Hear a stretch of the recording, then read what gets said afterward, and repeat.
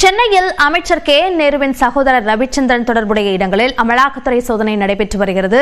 இதுகுறித்த கூடுதல் விவரங்களை நம்முடைய செய்தியாளர் லிபிகாவிடம் கேட்கலாம். லிபிகா, இந்த சோதனை எவ்வளவு நேரமாக நடைபெறுகிறது? எவ்வளவு அதிகாரிகள் இந்த சோதனையில் ஈடுபட்டிருக்கிறார்கள்?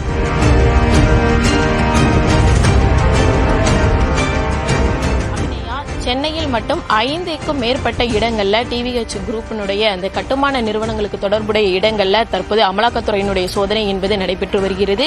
குறிப்பாக Adyar, Teynampet, CIT colony, MRC Nagar, Alwarpet உள்ளிட்ட சென்னையில் மட்டுமே 5க்கும் மேற்பட்ட இடங்கள்ல இந்த அமலாக்கத்துறையினுடைய சோதனை என்பது நடைபெற்று வருகின்றது.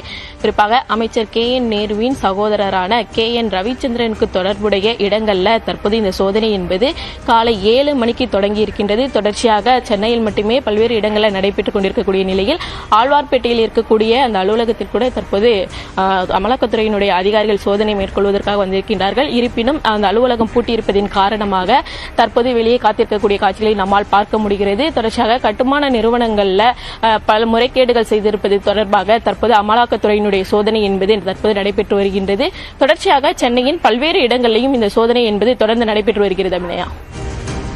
அமலாக்கத்துறை சோதனை குறித்த விவரங்களுக்கு நன்றி லிபிகா.